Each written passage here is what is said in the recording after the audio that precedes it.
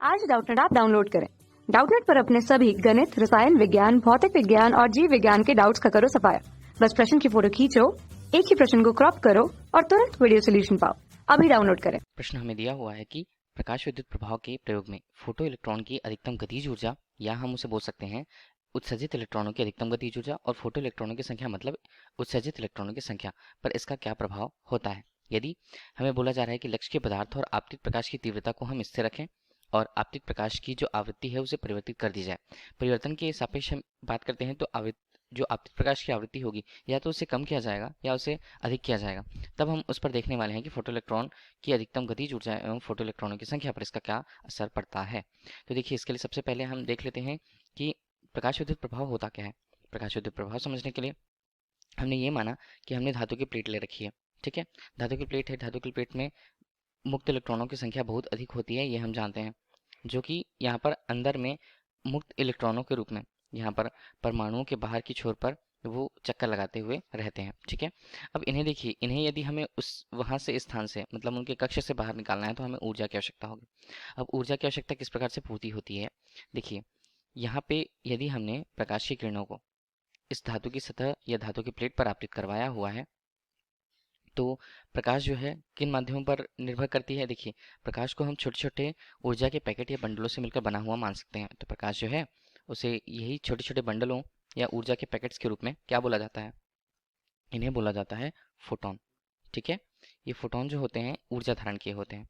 Photon की जो ऊर्जा धारण होती है वो उनकी आवृत्तियों पर निर्भर करती है, जिसे हम ई बराबर उसकी ऊर्जा को एच न्यू के रूप में प्रस्तुत कर सकते हैं, या इसे क्या कहा जा सकता है, ई बराबर एच सी अनुपात लैम्डा के रूप में। ठीक है, ये हमें फोटोन की ऊर्जा को बता रहा है। जब फोटोन अपनी ऊर्जा के साथ किसी धातु की प्लेट पर आपतित होते हैं तो अपनी ऊर्जा का कुछ भाग वो क्या करते हैं, मतलब जब वो आपतित हुए तो ऊर्जा के कुछ भाग का वहाँ पर अवशोषण करके जो धातु की प्लेट होती है जिसमें मुक्त इलेक्ट्रॉन होते हैं, जिन्हें इलेक्ट्रॉनों को बाहर निकलने के लिए एक न्यूनतम आवृत्ति के संगत ऊर्जा की आवश्यकता होती है, जिसे हम क्या कहते हैं, जिसे हम कहते हैं धातु के लिए उसका कार्यफलन, जिसे फाई नॉट से प्रस्तुत किया जाता है, जिसका मान क्या होगा, एच न्यू नॉट के रूप में। देखिए, न्यू नॉट हमें प्रकाश के लिए उसकी एक निश्चित आवृत्ति को बता रहा है। निश्चित आवृत्ति वह न्यूनतम आवृत्ति है, ठीक है, जिसे हम देहली आवृत्ति कहते हैं।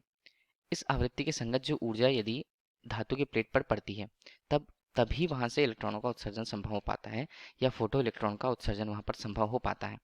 अब यदि देहली आवृत्ति से जो आपतित आवृत्ति है प्रकाश की वो कम होती है तो वहां से इलेक्ट्रॉनों का निकल पाना, मतलब धातु की सतह से इलेक्ट्रॉनों का निकल पाना संभव नहीं होता। देखिए, धातु के लिए जो वही न्यूनतम ऊर्जा होगी उसे हम क्या बोलेंगे, उसे उस धातु के लिए कार्यफलन के रूप में प्रस्तुत करेंगे। देखिए, जो फोटोन की जो ऊर्जा थी उसका कुछ भाग कार्यफलन के रूप में तो व्यतीत हो गया या व्यक्त हो गया। अब देखिए, कुछ बाकी ऊर्जा का क्या होता है, बाकी जो ऊर्जा वहाँ पर शेष बचती है वो यहाँ पर इलेक्ट्रॉनों को, जो इलेक्ट्रॉन सतह पर निकल चुके हैं, इलेक्ट्रॉन जो सतह पर बाहर आ चुके हैं, उनमें गतिज ऊर्जा उन्हें प्रदान करती है या एक वेग प्रदान करती है। वेग के कारण, अधिकतम वेग के कारण वो अधिकतम गतिज ऊर्जा से यहाँ से बाहर जाने लगते हैं या यहाँ से विस्तृत होने लगते हैं। ठीक है, ये होता है इलेक्ट्रॉनों का प्रकाश उत्सर्जन प्रभाव। ठीक है, इस पूरे प्रक्रम के लिए यदि हम वैद्युत,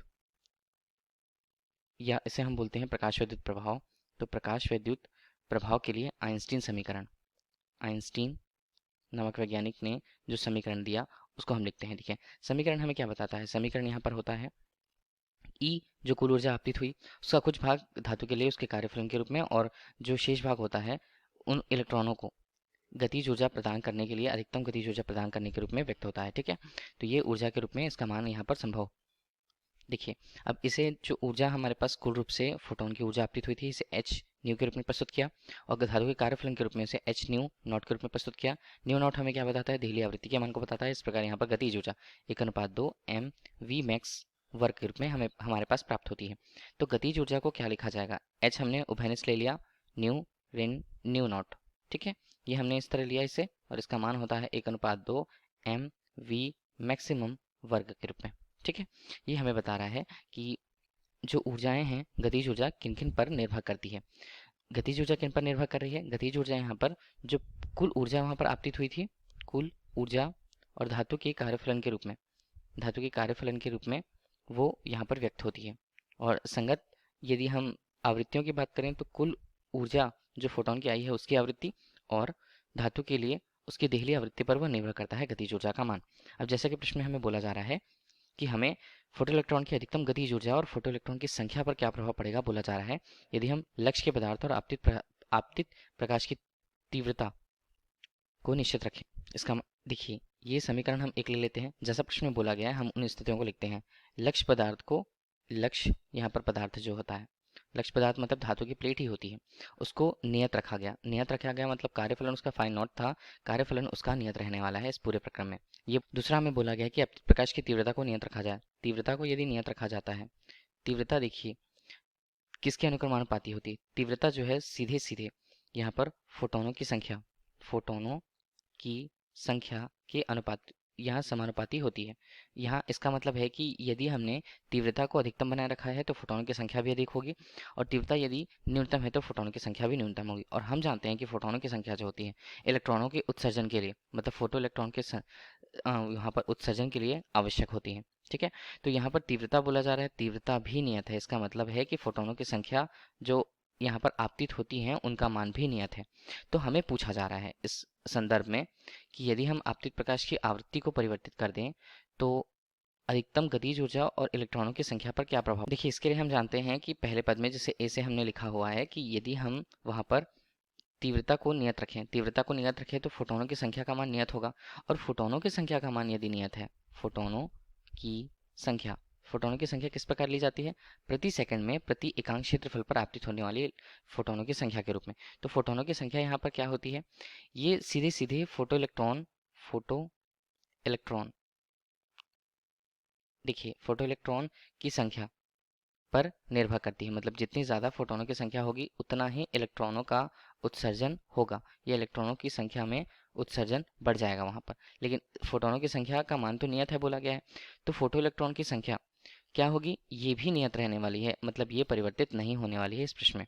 ठीक है, दूसरा बोला जा रहा है कि आवृत्ति को यदि परिवर्तित कर दिया जाता है, यदि आवृत्ति को परिवर्तित करें, आवृत्ति दो प्रकार से परिवर्तित हो सकती है। या तो पहली स्थिति पर हम आवृत्ति को कम कर दें, ठीक है, और दूसरी स्थिति पर हमने आवृत्ति को अधिक किया हुआ है। तो इसके लिए हमें देखना होगा कि इलेक्ट्रॉनों के लिए उनकी गतिज ऊर्जा पर इसका क्या प्रभाव पड़ेगा। इसे हम देखेंगे समीकरण 1 से। अब देखिए, पहला पद हमें समझना होगा समीकरण 1 से कि हमारे पास समीकरण है h न्यू ऋण न्यू नॉट, और ये बराबर होता है गतिज ऊर्जा के। मतलब हम गतिज ऊर्जा के लिए इसे के ई से प्रस्तुत कर लेते हैं। ठीक है, गतिज ऊर्जा पहली स्थिति पर क्या होगी? यदि हमने न्यू के मान को कम कर दिया, न्यू के मान को कम कर दिया, तो यहाँ पर इस पद को ही हमें समझना होगा कि कुल रूप से इसका मान, इस पूरे पद का मान क्या होगा? कम होगा, तो इस पूरे पद का मान भी कम होगा। इस पूरे पद का मान कम होता है तो वो बराबर है गतिज ऊर्जा के। मतलब यहाँ पर गतिज ऊर्जा में भी कमी आती है, ये हमें दिख रहा है। मतलब सीधे सीधे हम बोल सकते हैं कि यदि आपतित प्रकाश की आवृत्ति को कम कर दिया जाता है तो वहाँ पर गतिज ऊर्जा का मान भी कम होगा। इसी तरह समीकरण यहाँ पर 1 से ही हम देखेंगे कि एच न्यू, यहाँ पर एच न्यू ऋण न्यू नॉट बराबर क्या होता है? गतिज ऊर्जा। ये होता है दूसरी स्थिति पर। दूसरी स्थिति पर मान देखते हैं कि यदि हमने यहाँ पर जो आवृत्ति है, आपतित आवृत्ति के मान को, अब हमने इसके मान को अधिक किया हुआ है। मतलब आपतित प्रकाश की आवृत्ति के मान को यदि हमने बढ़ा दिया है तो उस संदर्भ में यहाँ पर न्यू ऋण न्यू नॉट, मतलब आवृत्तियों में जो अंतर होगा उसका मान कुल रूप से बढ़ जाएगा। मतलब ये अधिक हो जाएंगी। ठीक है, और इस संगत मान के अधिक होने से वहाँ पर गतिज ऊर्जा के मान में भी क्या होगी? वृद्धि होगी। मतलब गतिज ऊर्जा भी इस स्थिति पर अधिक हो जाने वाली है, ये पूछा जा रहा है। तो अंतिम रूप से जो पूछा गया है कि यदि आपतित प्रकाश की आवृत्ति को बदल दिया जाए तो उस संदर्भ में यदि आवृत्ति को बढ़ाया जाता है तो गतिज ऊर्जा का मान भी, इलेक्ट्रॉनों के गतिज ऊर्जा का मान भी बढ़ेगा, और यदि कम कर दिया जाता है यहाँ पर आपतित प्रकाश की आवृत्ति को तो वहाँ गतिज ऊर्जा के मान में भी कमी आएगी। यही पूछा गया था प्रश्न में। धन्यवाद। कक्षा 6 से 12वीं से लेकर नीट, IIT, JEE वो एडवांस के लेवल तक 1 करोड़ से ज्यादा छात्रों का भरोसा। आज ही डाउनलोड करें डाउटनेट ऐप या व्हाट्सएप करें अपने सारे डाउट्स 8400 400 400 पर।